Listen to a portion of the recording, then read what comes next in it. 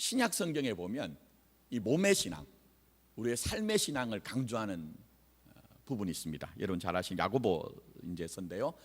야고보서 2장 19절에 보면 이렇게 말씀을 하고 있어요. 야고보가 뭐라고 우리에게 말씀하시느냐?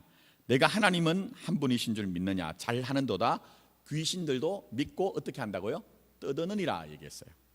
그러면서 저 유명한 우리에게 말씀하신 것이 26절에 가면 영혼 없는 몸이 죽은 것 같이 뭐가 없는 믿음은 죽은 믿음이라고 했죠. 행함이 없는 믿음은 죽은 믿음이다. 이렇게 일가를 하고 있어요.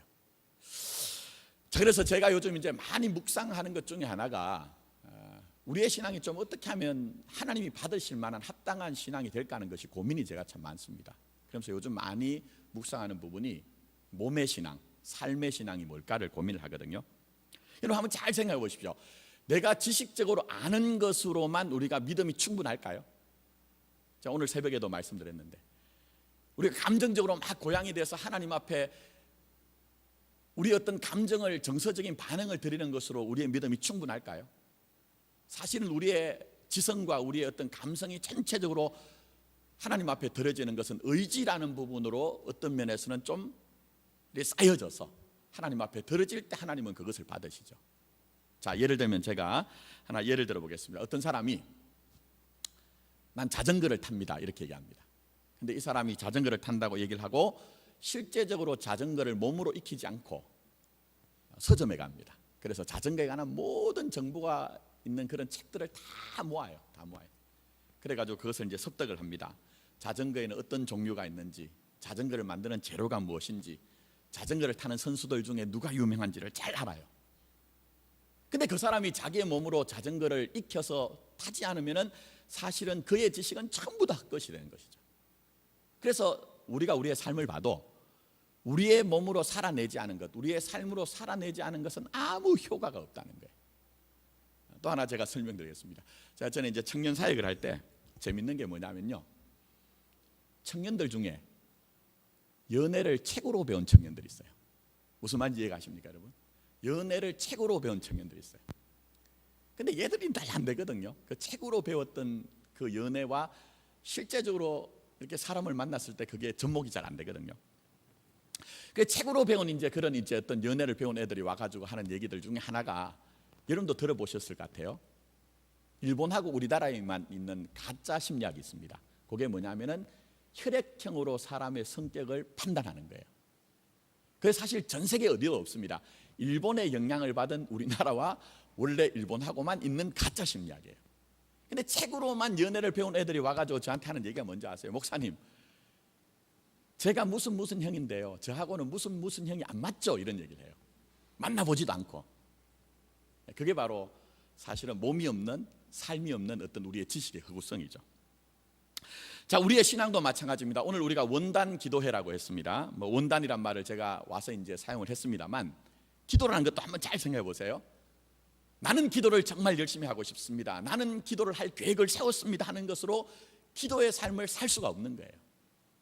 실제적으로 여러분이 짧은 시간이지만 하나님 앞에 나가서 하나님의 얼굴을 구하며 무릎 꿇고 하나님 앞에 기도할 때 내 삶이 기도의 사람으로 바뀌어지는 것이죠. 그러니까 몸이 없는, 삶이 없는 신앙은 부족하다는 거예요.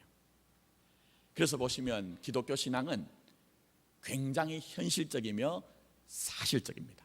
또 더 나아가서 구체적입니다. 그래서 여러분, 믿음을 강조했다고 하는 사도 바울조차도 에베소서 4장 22절부터 24절에 보면 이런 말씀하세요. 너희는 유혹의 욕심을 따라 썩어져가는 구습을 따른 옛사람을 벗어버리고 오직 너희의 심령이 새롭게 되어 하나님을 따라 의와 진리의 거룩함으로 지으심을 받은 뭘 입어라? 새 사람을 입어라. 이렇게 설명을 해요. 그러면서 거기에 대해서 그 뒤부터 보면 정말 실제적인 걸 얘기합니다. 아주 구체적인 걸 얘기합니다. 제가 그걸 다 들지 못하고 한 부분만 제가 말씀드리면, 이제 에베소서 4장 28절에 가면 이렇게 얘기를 합니다. 도둑질하는 자는 다시 도둑질하지 말고 돌이켜 가난한 자들에게 구제할 수 있도록 자기 손으로 수고하여 선한 일을 하도록 하라. 이렇게 얘기합니다. 무슨 얘기냐면은, 추측하기는 에베소 교회에 과거에 전력이 있던 사람이 있었던 것 같아요. 도둑질하는 사람이 있었던 것 같아요. 근데 사도 바울이 건면한 게 뭐냐면은, 나는 지금 손을 씻었습니다, 나는 깨끗합니다 하는 것으로 부족하다는 거예요. 뭐를 얘기합니까? 실제적으로 내가 깨끗한 사람이 되었다는 것은 구체적으로 도둑질을 하지 않는 것뿐만 아니라 돌이켜서 가난한 자들을 섬기는 그런 삶을 살 때에 네가 진짜 도둑질하지 않는 사람이라는 거예요. 그런 부분을 에베소에서 보면 많이 얘기를 하죠. 자, 그러면 여러분이 지금까지 이제 예를 들면 성경을 보실 때 이런 얘기를 많이 들어보셨을 거예요. 사도 바울은 믿음을 강조했고 야고보는 뭘 강조했다고요? 뭘 강조했다고 합니까? 행함을 강조했다고 하죠. 근데 사실은 표현 양식이 다른 것이고 강조점이 다른 것이지, 기독교 신앙은 전부 마지막에 가면 몸의 신앙, 삶의 신앙을 우리에게 얘기하는 것입니다.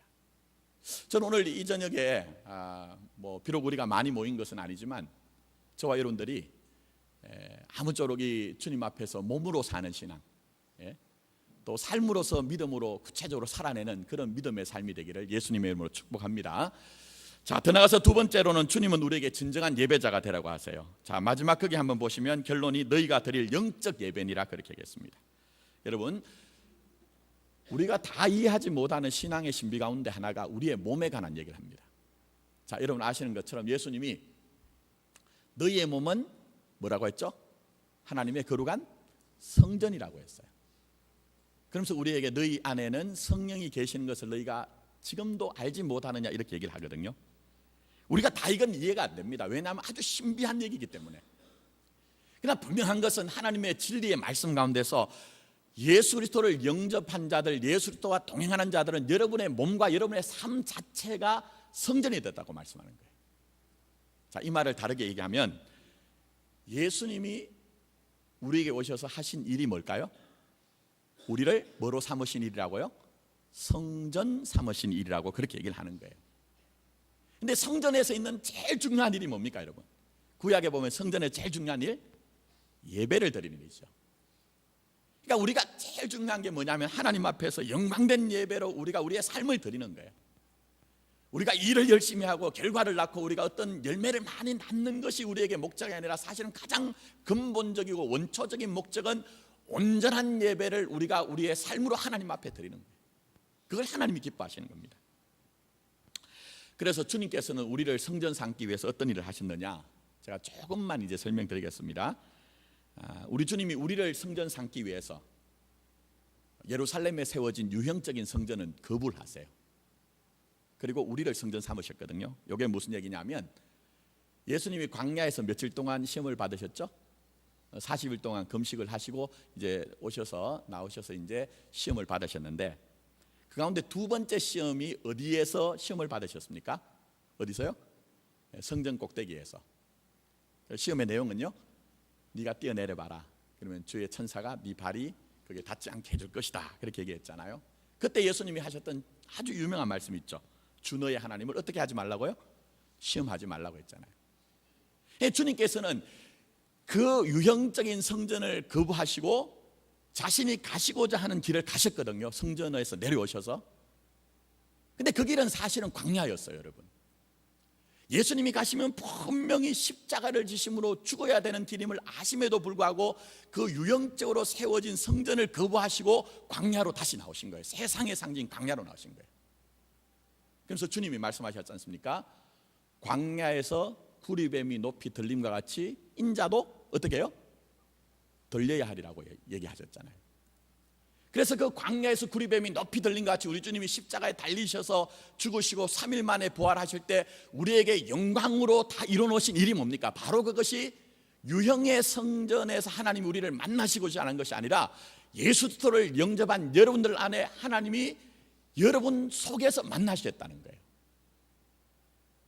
물론 우리가 다 이게 막 확 와닿는 것은 아니지만 분명히 주님은 그렇게 얘기하셨어요. 그래서 우리를 성전 삼으신 것이죠. 그래서 보시면은 이게 얼마나 놀라운 일인가 하면요, 잘 한번 생각해 보십시오. 주님이 우리를 성전 삼으셨다고 하는데 아직도 우리는 우리 속에 죄 유혹이 있어요. 때때로 시험에 넘어지기도 합니다. 때로는 연약하기도 하고 때로는 우리가 여러 가지 번민과 고민이 있습니다. 근데 내 안에 일어나는 그런 어떠함과 전혀 상관없이 이미 예수 그리스도의 그 사랑 가운데 여러분을 성전 삼으시고 우리 주님은 여러분의 삶을 통해서 영광을 받으시겠다, 예배를 받으시겠다, 이미 다 약속을 하신 거예요. 자, 그러면 이제 결론은 자명하죠. 그게 뭐냐면 예수 믿는 사람이 어떻게 살아야 되느냐. 다른 건 두 번째 문제입니다. 정말 다른 건 다 두 번째 문제예요, 여러분. 정말 중요한 것은 우리의 중심에 예배를 드리는 것이 있어야 된다. 여러분 잘 보십시오. 진짜 하늘의 성전이신 예수님이 우리에게 오셔서 보여주신 게 뭡니까? 아버지 하나님께 영광 돌리는 일 아닙니까? 그걸 다른 말로 표현하면 예배자의 삶이 무엇인가를 보여주신 거예요. 그럼 당연히 예수님이 죽으시고 부활하심으로 여러분을 성전 삼으셨다고 하면 우리는 어떤 것보다 더 집중하고 어떤 것보다 뺏기지 않아야 되는 것이 바로 하나님 앞에 예배자의 삶을 포기를 하지 말아야 된다는 거예요. 그래서 구약을 보시면 이스라엘 백성들을 통해서 우리에게 충분히 설명하시죠. 자, 출애굽을 해가지고 광야를 통과합니다. 그때 세 지파씩 동서남북으로 해서 12지파가 행진을 하는데 그 중심에 뭐가 있죠? 수요 성경 공부에 나오신 분 아실 거예요. 뭐가 있었습니까? 성막이 있었습니다. 성막은 하나님의 임재의 상징이었어요. 그리고 여러분 아시는 것처럼 그들이 행진을 할 때 제일 앞세웠던 게 뭐였습니까? 하나님의 덮개였죠. 제가 이렇게 말씀드려도 다 하시면서도 전혀 처음 들어보는 얘기인 것처럼 그렇게 보시는데, 자, 그들이 행진을 하다가 멈추었습니다. 어디서 멈추었습니까? 덮개가 가다가 멈춘 곳, 그곳에서 멈추었죠. 이건 전부 다 이스라엘의 중심에 예배가 중심이었다는 거예요. 이스라엘의 그 영적인 독특성은 어디에 있느냐 하면요, 그들이 백성들이 많거나 군사력이 많은 것들로 그들의 영적 독특성이 있지 않았습니다. 정말 철저하게 하나님 앞에 예배드린 것 속에 이스라엘의 이스라엘 되는 것이 있었죠.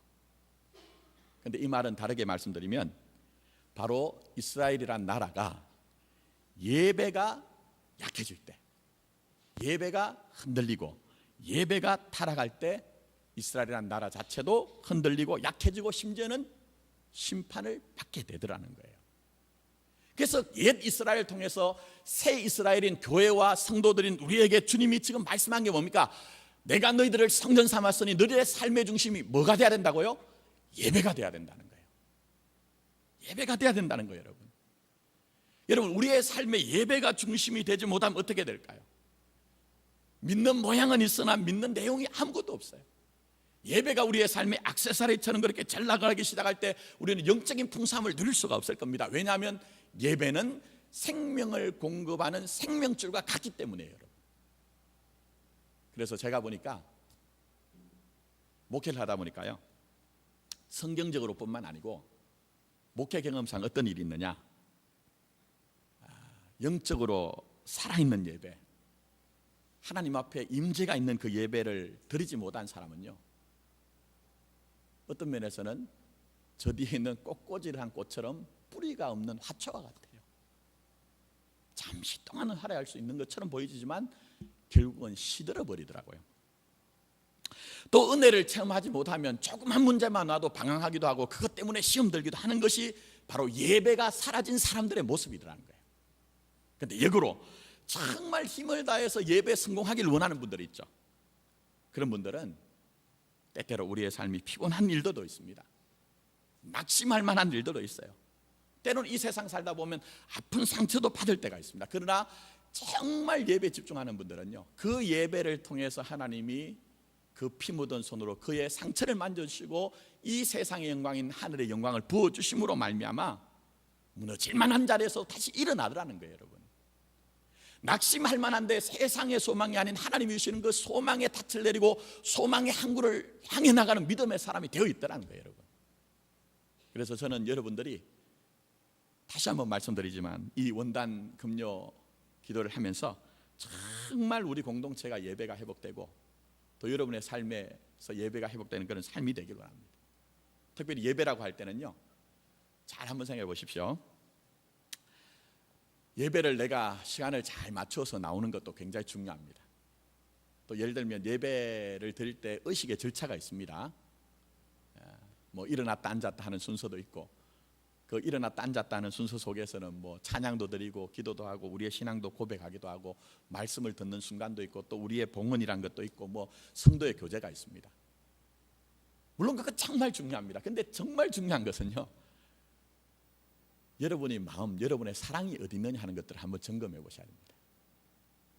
여러분, 우리가 아무리 외형적으로 유형적으로 예배를 정말 빼어나게 잘 드렸다고 해도 우리의 마음이 없고 우리의 사랑이 없는 예배는 헛된 제사를 드리는 것 뿐이겠죠. 여러분. 자, 여러분, 사랑이 얼마나 중요하냐 하면요, 제가 언젠가 한번 설명했던 것 같아요. 저희 집에 있는 애들 두 명이 이제는 너무 거대해져서 저도 이제 막 징그러워졌어요. 근데 어릴 때만 해도 저희 집에 이제 잠을 자는데 침대를 이제 한 침대에서 잤습니다. 어릴 때. 그래서 이제 저희 부부가 이제 양가로 자고 그다음에 이제 두 녀석은 엄마를 오른쪽 왼쪽에서 끼고 잤어요. 근데 남자도 그렇습니다. 남자도 가끔은 자식 새끼가 이렇게 거릴 때가 있어요. 얘들이 늘 엄마만 이렇게 막 끼고 살거든요. 그 어느 날은 이제 요 녀석이 좀 나한테도 왔으면 좋겠다는 마음이 있어서 야 이리 와봐라 이렇게 해도 절대로 안 와요. 그게 참 희한하더라고요. 엄마하고 자식은 생명으로 연결되어 있기 때문에 그런 것 같아요. 근데 그렇게 해서 안 되면 이제 제가 세상 말로 하면 이제 꼬시죠. 꼬셔. 어떻게 꼬실까요? 어릴 때니까 이제 뭐 큰 돈은 필요하지 않고 1,000원을 보여준다든지 500원짜리 보여주면서 아빠한테 오면은 아빠 폼에 안기면은 내가 이거 줄게 해가지고 이제 줘요. 그러면 잠시는 봐가지고 있죠. 근데 나중에 보면 몸은 저한테 있는데 코는 어디로 가 있을까요? 엄마 쪽으로 가 있어요. 여러분, 우리 마음속에 있는 것은 사실 감출 수 있다고 하지만 감출 수 없는 게 많아요. 여러분들이 지금 예배를 우리가 이 기도에 나와 있지만 사실은 우리는 우리 자신이 사람으로서 우리가 진짜 어떤 절차들을 잘 지켜나갈 때 우리의 예배가 잘 드려지는 것처럼 우리 자신도 썩을 수가 있습니다. 그런데 하나님은 그렇지 않다는 거예요. 그래서 우리가 예배를 드릴 때 오늘 말씀을 보면 우리의 몸으로 드리는 예배, 그 속에는 정말 여러분의 그 마음의 밑바닥에서 올라오는 그 사랑으로 하나님을 예배하는 것들이 필요하다는 겁니다. 자, 이제 말씀을 맺습니다. 오늘 말씀을 보시면 이렇게 됐습니다. 자, 들어가는 부분 다시 한번 보십시오. 형제들아, 내가 하나님의 모든 자비하심으로 너희를 권하노니, 이렇게 얘기를 하고 있어요. 그러니까 하나님의 자비하심은 이미 우리에게 있다는 겁니다. 이미 우리에게 하나님의 은혜가 있다는 거예요. 자, 그러면 그런 하나님의 자비하심과 은혜를 체험한 사람들은 어떻게 해야 됩니까? 몸으로, 삶으로 그렇게 살아가는 신앙일 뿐만 아니라 우리의 모든 것들을 예배하는 삶이 돼야 된다는 겁니다. 아무쪼록 저와 여러분들이 하나님 앞에 작년에도 우리가 예배를 강조했지만 가장 근본적인 것이기 때문에 제가 오늘 원당 기도에 다시 한번 강조합니다. 여러분이 정말 삶으로 몸으로 하나님 앞에 드려지는 예배를 드리시고 내 마음도 드림으로 말미암아 온 우주에 가득 찬 그런 하나님의 은혜, 여러분이 날마다 체험하고 임마누엘의 은혜 가운데 있는 저와 여러분 되기를 예수님의 이름으로 축복합니다. 아멘.